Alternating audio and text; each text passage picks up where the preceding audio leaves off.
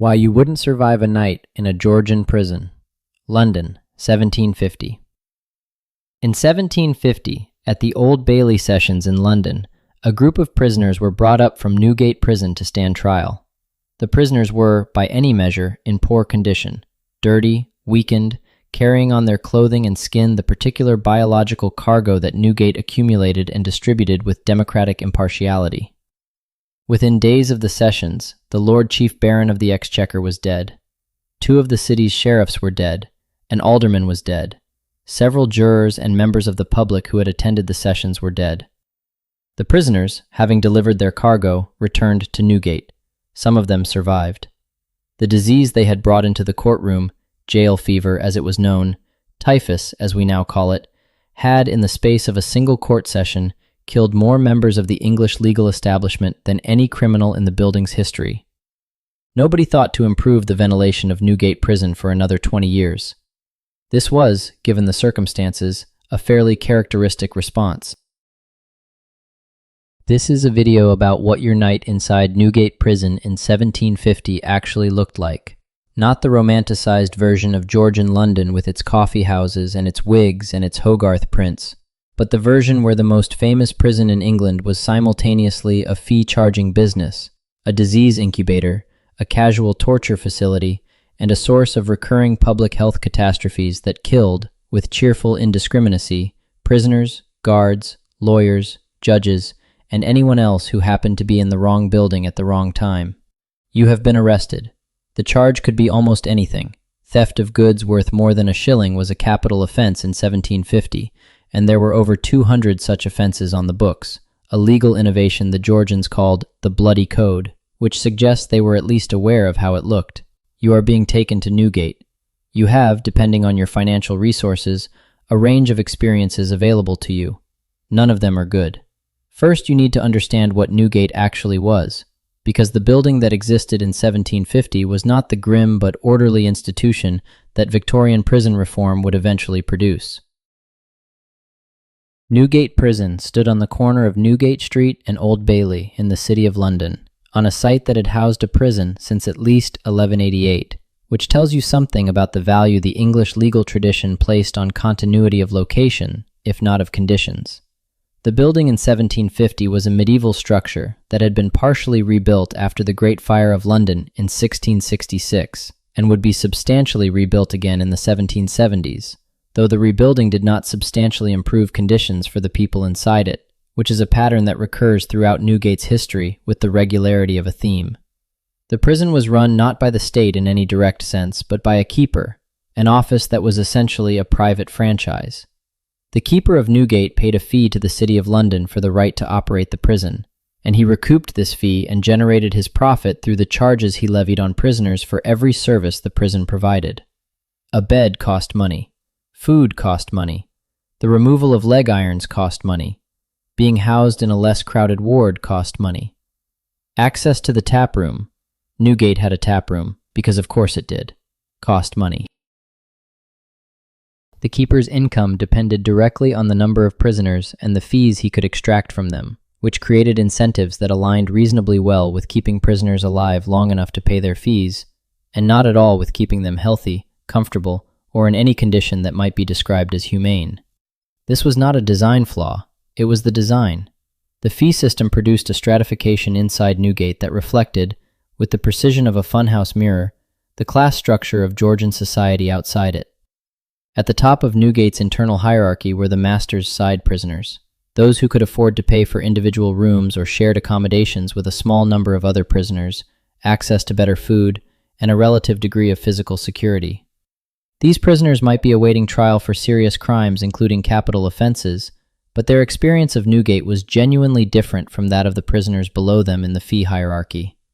They had beds. They had some privacy. Their conditions were, by the standards of the time, tolerable. Several accounts survive of prisoners on the master's side receiving visitors, conducting business correspondence, and in some cases continuing their professional or criminal activities from their cells with minimal disruption. The prison, for these prisoners, was an inconvenience rather than a death sentence. Below the master's side was the common side, the ward for prisoners without the means to pay for private accommodation, and this is where the experience of Newgate diverged from anything that the word inconvenience could reasonably describe. The common side wards were large rooms housing as many prisoners as the keeper chose to put in them, which in 1750 meant dozens of people in spaces designed for far fewer, sleeping on the floor or on wooden shelves along the walls if they could secure a position, sharing a single open drain that served as the ward's sanitation system, breathing air that multiple contemporary accounts describe in terms that suggest the writers were struggling to find language adequate to the reality.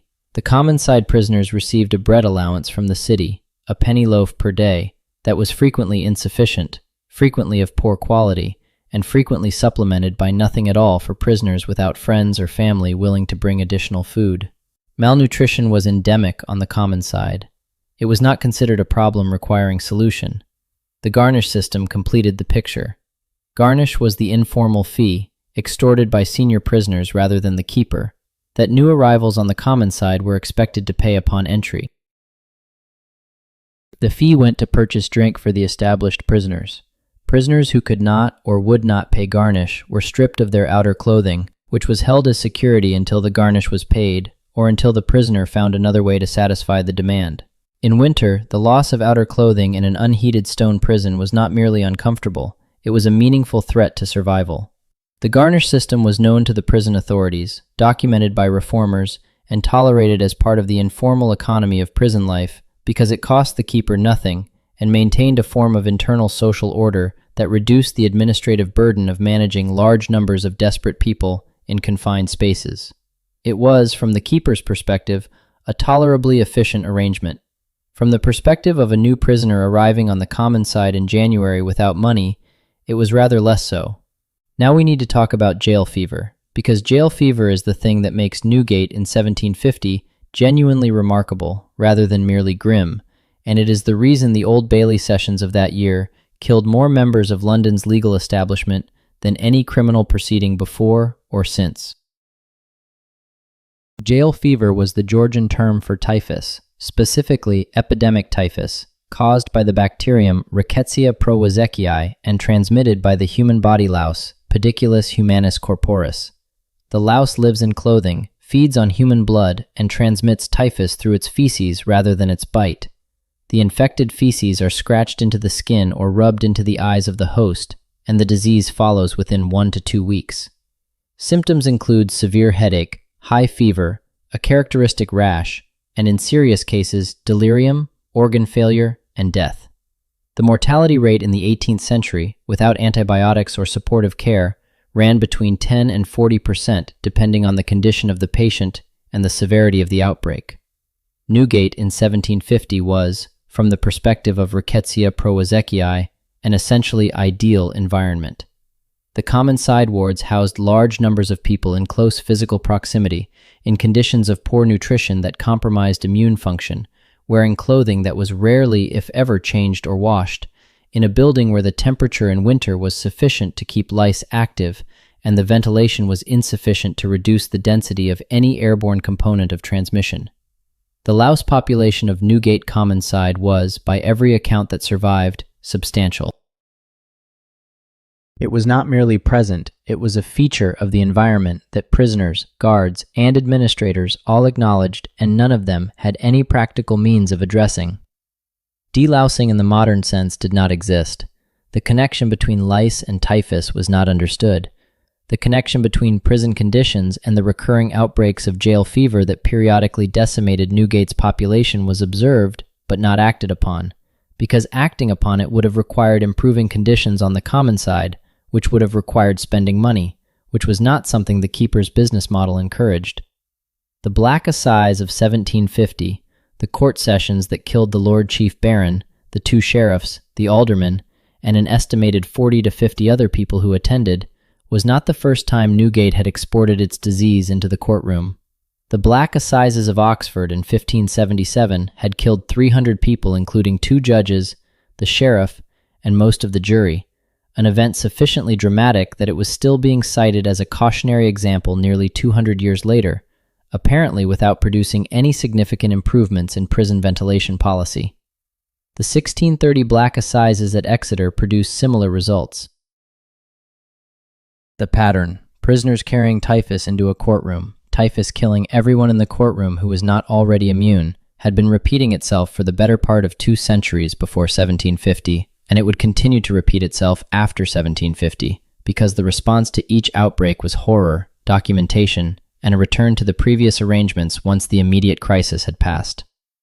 John Howard, the prison reformer whose work in the 1770s and 80s produced the first systematic survey of English and Welsh prison conditions, described Newgate in terms that make the Old Bailey outbreak of 1750 seem less like a catastrophe and more like an inevitable consequence of deliberate policy. Howard documented the overcrowding, the fee system, the inadequate food, the absence of any classification of prisoners, debtors mixed with violent criminals mixed with the merely suspected, hardened recidivists mixed with first offenders, the sick mixed with the healthy, and the complete absence of any mechanism by which a prisoner without money could secure basic necessities. He described wards where the smell was so overwhelming that the turnkeys, the prison guards, refused to enter without holding vinegar-soaked sponges to their faces, a precaution that reflected a correct, if theoretically misguided, intuition that the air of Newgate was actively dangerous. They were right about the danger. They were wrong about the mechanism. The sponges did not help. The lice were in the clothing, not the air. The executions at Newgate deserve their own discussion, because public hanging was one of the primary functions of the Georgian prison system, and because the relationship between Newgate and the gallows illuminates something important about what imprisonment actually meant in 1750. The Tyburn gallows, located at what is now Marble Arch at the northeastern corner of Hyde Park, was the primary execution site for Middlesex until 1783, when executions were moved to the street outside Newgate itself, a change that was driven by the practical inconvenience of the procession from Newgate to Tyburn, rather than by any sentiment about the appropriateness of public execution as entertainment. The journey from Newgate to Tyburn on hanging days was a public event that drew crowds of tens of thousands of spectators, and it functioned less as a solemn instrument of justice than as a form of street theater in which the condemned played a role that the audience had specific expectations about. A condemned prisoner who went to the gallows with composure, who addressed the crowd with wit, who died without visible fear, this prisoner was celebrated, sometimes literally, with pamphlets printed and sold describing their final speech and comportment. A prisoner who went weeping and begging for mercy was jeered. The performance expectations were so well established that condemned prisoners sometimes rehearsed their final remarks in their cells, and the accounts published after popular executions read less like crime reporting than like theater reviews. Jonathan Wild, the thief-taker general whose operation of London's criminal underworld from a position of nominal law enforcement authority made him the most influential criminal figure of the early 18th century, was pelted with filth by the crowd on his way to Tyburn in 1725, and died in disgrace. Jack Sheppard, the housebreaker whose multiple escapes from Newgate made him a popular hero, went to the gallows in 1724 with considerable elan, and was mourned by a crowd estimated at 200,000. The moral calculus of Georgian London was its own thing entirely. The bloody code, the term used by contemporaries and historians alike for the Georgian criminal law that created over 200 capital offenses, produced a prison population at Newgate that was, by any reasonable assessment, disproportionate to the crimes that had put people there. Stealing goods worth more than a shilling from a shop was a capital offense. Stealing goods worth more than 5 shillings from a dwelling house was a capital offense. Damaging Westminster Bridge was a capital offense. Impersonating a Chelsea pensioner was a capital offense. Being found armed or disguised in a forest was a capital offense. The proliferation of capital offenses was not primarily the result of a considered theory of criminal justice. It was the accumulated product of individual acts of Parliament responding to specific concerns, each one adding another hanging offense to the statute book without any systematic review of whether the previous editions had achieved their intended deterrent effect. They had not, as the continued existence of crime in Georgian London clearly demonstrated, but this observation does not appear to have influenced the legislative process significantly. The practical effect of a legal system with 200 capital offenses was not, as one might expect, an enormous number of executions. Juries frequently refused to convict on capital charges for relatively minor thefts, returning verdicts that found the goods stolen to be worth less than the threshold for the capital offense, even when the actual value was clearly higher.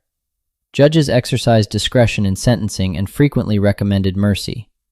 The royal pardon was used extensively to commute death sentences to transportation, initially to the American colonies and, after American independence made that inconvenient, to Australia. The result was that a large proportion of Newgate's population at any given time consisted of people convicted of capital offenses who were waiting to find out whether they would hang or be transported, a period of uncertainty that could last months and that was spent on the common side in the conditions already described. The legal system had created more capital offenses than it intended to enforce, and the gap between the sentence and the outcome was managed through discretion, mercy, and a transportation system that was itself a significant ordeal, though a rather better prospect than the alternative. John Howard's State of the Prisons in England and Wales, published in 1777, is the document that made Newgate's conditions a matter of sustained public concern rather than occasional horror. Howard had visited every prison in England and Wales, and many on the continent for comparison, and his account of what he found was specific, systematic, and devastating. He documented the fee system, the garnish, the mixing of convicted and unconvicted prisoners, the absence of any work or educational provision, the inadequate food, the jail fever. He proposed specific reforms: salaried keepers with no financial interest in prisoner fees, classification of prisoners by offense and sex, adequate food and water as a matter of right rather than payment, ventilation, regular inspection. The reforms he proposed were, by the standards of any era, modest and reasonable. They were implemented in England over the following half-century, not quickly, not comprehensively, and not without resistance from keepers whose income depended on the system Howard was trying to dismantle. But they were implemented. Newgate was rebuilt in 1770 to 1778 in a design by George Dance the Younger that incorporated some of Howard's ventilation recommendations. The new building was grimmer in appearance than the old one. Its blank stone facade became one of the defining visual symbols of Georgian London, but marginally less lethal in operation. The jail fever outbreaks continued, but the Old Bailey sessions were no longer regularly killing judges. The numbers that frame Newgate's history are numbers that the Georgian era documented with the statistical indifference of a system that did not consider the deaths of common side prisoners to require explanation. The mortality rate on the common side in years without major typhus outbreaks ran at levels that would today constitute a public health emergency. In outbreak years, the death toll inside the prison could reach into the hundreds. The 1750 Old Bailey sessions killed somewhere between 40 and 50 people outside the prison walls. The exact count is uncertain because the deaths were distributed over several weeks, and not all were definitively attributed to the sessions in contemporary records. The total death toll from the gaol fever the sessions exported into London's legal and civic establishment was sufficient to produce genuine alarm, a parliamentary inquiry, and a set of recommendations for improving prison ventilation that were noted, filed, and largely not acted upon for the next 2 decades. The prisoners who had brought the fever to court were, for the most part, not recorded by name in the accounts of the outbreak. They were the source of the disaster. They were not considered its victims. To survive your night in Newgate in 1750, you would have needed money. Enough to secure a position on the master's side rather than the common side, enough to pay the garnish without losing your clothing, enough to supplement the penny loaf with actual food. You would have needed to arrive in summer rather than winter, when the louse population was at its seasonal low and the worst of the jail fever outbreaks were months away. You would have needed to already be immune to typhus, which a significant portion of the population was, having survived a previous exposure. Immunity that was impossible to determine in advance, and that the prisoner had no way of knowing they possessed or lacked. You would have needed to spend as little time as possible in the common side wards, preferably none. And you would have needed a trial date that did not coincide with the jail fever outbreak, because if the sessions killed the judges, there would be nobody to try your case, and you would return to Newgate to wait for the next sessions, and the next, in conditions that improved the probability of the next outbreak with every passing week. The keeper of Newgate in 1750 was running a profitable business. The City of London was collecting its fee. The lawyers were collecting their fees. The executioner was collecting his fee. The hangman at Tyburn charged separately for the rope, and for the courtesy of pulling on the legs of the hanged to shorten the dying. The system was, in its own terms, functioning as designed. The common-side prisoners were dying of typhus and malnutrition and cold, and the accumulated consequences of a legal system that had decided that more than 200 categories of human behavior merited death and had built its prison accordingly. The building is gone now, demolished in 1902, the site absorbed into the expanded Old Bailey courthouse that still operates on the same ground. The courthouse has central heating, adequate ventilation, and a catering facility that does not charge extra for the removal of leg irons. Progress, on a long enough timeline, is real. It is simply not, as the history of Newgate consistently demonstrates, something the people who benefit from the current arrangement tend to rush.